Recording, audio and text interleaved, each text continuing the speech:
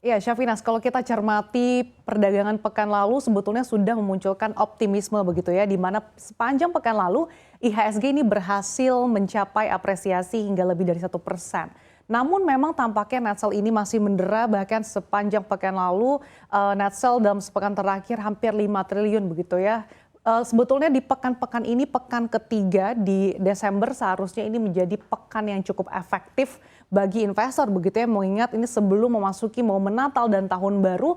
Namun nampaknya mengawali perdagangan hari ini kok tampaknya menjadi menimbulkan aura yang cukup pesimis bagi para investor. Apa yang perlu kita cermati dari pergerakan IHSG pada hari ini, Syaf? Ya, kalau kita mulai berbicara dari IHSG terlebih dahulu ya, seperti yang tadi Sasa sampaikan bahwa memang 10 hari selama di bulan Desember ini semuanya kompak melemah. Hanya 3 hari saja di bulan Desember ini yang berada di zona hijau. Jadi kalau dilihat secara grafik hari ini IHSG sempat masuk ke zona hijau di sesi pertama, namun akhirnya tidak mampu untuk mempertahankan penguatannya hingga berakhir ditutup dengan pelemahan 0,48%. Dan ini juga tercermin dengan lemahnya Wall Street dan juga bursa Asia yang jeblok. Sepertinya ini masih terdampak dari Super Thursday pekan lalu. Kenaikan 50 basis point oleh beragam bank sentral ini masih membawa dampak kepada pasar dalam negeri sehingga investor kini cenderung lari ke SBN khususnya untuk dalam negeri. Dan kalau kita lihat secara teknikal, Sasa, ini IHSG memang juga masih berada di bawah rata-rata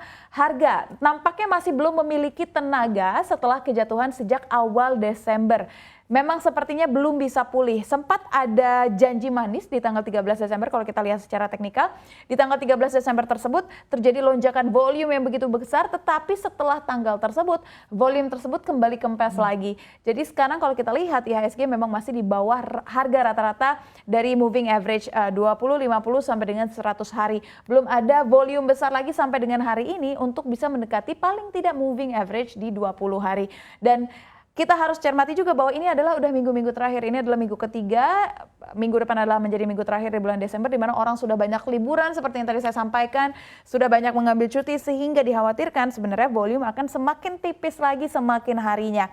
Dan kalau dilihat juga Piala Dunia sudah selesai. Kemarin ketika Piala Dunia dikhawatirkan, wah dana nih lari kemana-mana nih dalam apapun bentuknya gitu kan. Tapi ternyata sekarang meskipun sudah selesai, volume ini masih belum juga terdorong gitu. Jadi kalau dilihat secara teknikal memang IHSG masih dalam tren penurunan. Sasa. Iya, tentunya jadi pertanyaan kemanakah larinya dana ini begitu ya. Mengingat kalau kita lihat pasar saham juga tampaknya tidak sesemarak tahun-tahun sebelumnya begitu ya, karena secara historis Desember ini menjadi bulan yang terbaik of the year begitu ya. Kalau secara volume memang tampaknya ini masih kurang bertenaga yang juga menjadi bensin bagi IHSG untuk bergerak menuju zona hijau, bahkan menembus level-level psikologis baru di atas 7.000. Tapi tampaknya ini masih jauh karena sudah pekan ketiga IHSG masih bergerak loyo saja.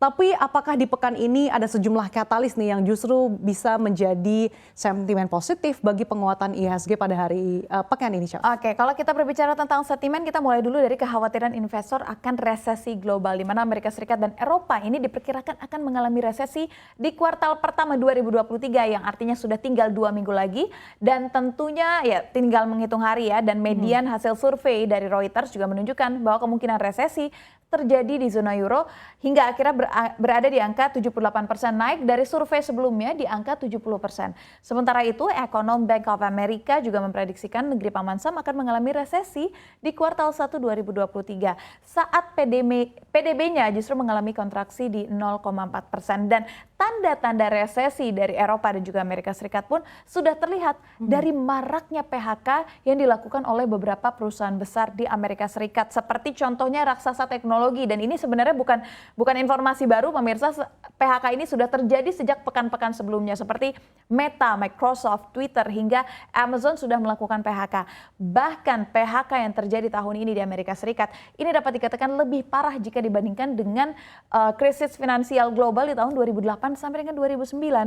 PHK tersebut juga tidak hanya datang dari sektor teknologi, tetapi juga datang dari sektor-sektor lainnya dan diperkirakan masih akan berlanjut sampai dengan awal 2023.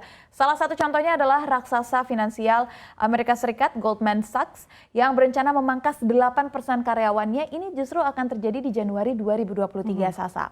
Dan badai PHK ini tidak hanya di Amerika Serikat, ini sudah melanda Indonesia sejak bulan-bulan sebelumnya akibat pelambatan ekonomi hingga resesi dunia membuat perusahaan-perusahaan yang berorientasi pada ekspor ini akhirnya menjadi rentan menyusut. Begitu juga dengan era suku bunga tinggi yang akhirnya membuat ataupun menekan sektor teknologi khususnya startup. Karena memang paling banyak yang diinformasikan adalah startup yang melakukan PHK. Dan pada November, PMI manufaktur juga dilaporkan terkontraksi ya, kini berada di angka 50,3, turun dari bulan sebelumnya di 51,8. Meskipun masih di angka 50 ke atas, sebenarnya masih tergolong ekspansi, tetapi angkanya mengecil. Ini akibat dari rendahnya demand yang menjadi indikasi pelambatan ekonomi global bahkan menuju resesi di tahun depan. Akibat rendahnya demand ini, output juga rendah dan tingkat perekrutan karyawan mulai melambat. Ini lagi nih, satu lagi indikasi dari munculnya badai PHK yang meluas. Iya, Syafina's, kalau berbicara soal PHK ini memang tampaknya seperti bola salju begitu ya, yang tentunya ini memberikan multiplier effect kalau misalkan terjadi perlambatan ekonomi kemudian memicu PHK massal, ini otomatis juga ini akan berdampak pada sektor-sektor lainnya begitu ya. Ini juga tercermin dari permintaan ataupun demand yang semakin rendah gitu ya, seiring dengan inflasi yang juga semakin meningkat meskipun cukup melandai. Nah itu tadi kalau sentimen-sentimen dari global. Kalau dari dalam negeri apa saja nih yang bisa menjadi highlight di pekan ini? Iya, kalau di pekan ini Kamis nanti ini akan jadi Super Thursday juga untuk Indonesia. Apakah kita akan mengekor kebijakan Bank Sentral luar menaikkan 50 basis poin? Karena apa? Karena BI akan merilis kebijakan moneternya. Diketahui BI sudah menaikkan suku bunga sebanyak 50 basis poin 3 kali, ini menjadi 5,25%. Dan langkah BI ini dilihat cukup ampuh untuk menarik dana investor asing masuk kembali lagi ke pasar obligasi. Jika BI kembali menaikkan 50 basis poin sehingga suku bunga BI 7 days reverse repo rate menjadi 5,75, akan ada peluang nih investor asing masuk dan memborong SBN, dan ini menjadi katalis positif bagi pasar finansial RI karena rupiah akan menguat. Tetapi memang BI ini diperkirakan akan sedikit mengendurkan kebijakannya hanya di angka 25 basis poin, mengingat juga karena inflasi di Indonesia yang juga sudah mulai melandai. Dan kalau misalkan capital inflow ini terus berlanjut seperti yang saya sampaikan tadi, rupiah tentunya bisa lagi lebih bertenaga dan berpeluang menguat. Penguatan rupiah ini bisa memberikan kenyamanan bagi investor pasti tentunya, Sasa. Ini kalau dari dalam negeri, dan jelang 2 hari sebelum BI, berarti tepatnya di hari Selasa, ini Bank Sentral China juga akan mengumumkan suku bunganya. Kalau berbeda dengan negara-negara lainnya, kalau China ini memiliki kecenderungan untuk menurunkan suku bunganya, Sasa. Ya, menarik sekali kita cermati seperti apa arah kebijakan moneter Bank Indonesia, karena mengingat kalau The Fed ini arah kebijakannya sudah mulai ada sinyal-sinyal higher for longer sampai 2024 ini belum ada tanda-tanda untuk menurunkan suku bunga acuan. Nah, masih terkait dengan perbankan begitu, Syafinas, kalau kita cermati juga ini cukup menarik karena memang secara historis sektor perbankan ini kan kinerjanya cukup moncer sehingga tidak pelit nih untuk membagikan dividennya. Nah iya, jadi sedikit terjadi perbedaan ya. Kalau kita lihat sektor perbankan hari ini justru terkoreksi cukup dalam. Sementara pemerintah kita ketahui meminta BUMN untuk menyetorkan dividen sebesar 49,1 triliun di tahun 2023. Nah Himbara ini dipastikan akan membagikan dividen tahun buku 2022 lebih besar. Nilai dividen dan pajak kepada negara tumbuh 19,3% secara tahunan dari 53,6 triliun di kuartal 3 2021 kini menjadi 64 triliun pada kuartal 3 2022.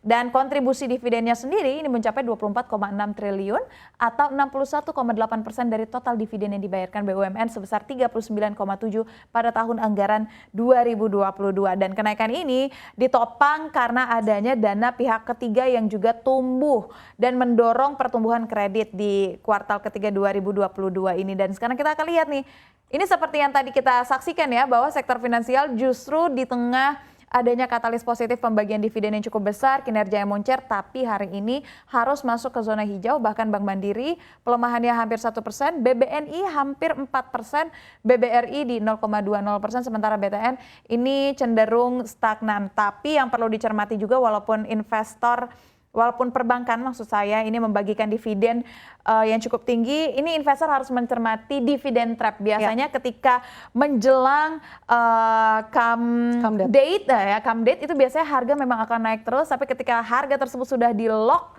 lalu ada exit date, ex-date maksud saya, itu biasanya harganya akan banting setir, bahkan nggak jarang bisa sampai ARB, jadi harus dicermati ini. Betul sekali, makanya dividen hunter ini patut mencermati fundamentalnya lagi, karena sekali lagi kalau misalkan terkait dengan saham-saham baik yang dividen ini tentunya harus dicermati lagi seperti apa, apakah dia termasuk value stock atau tidak. Betul.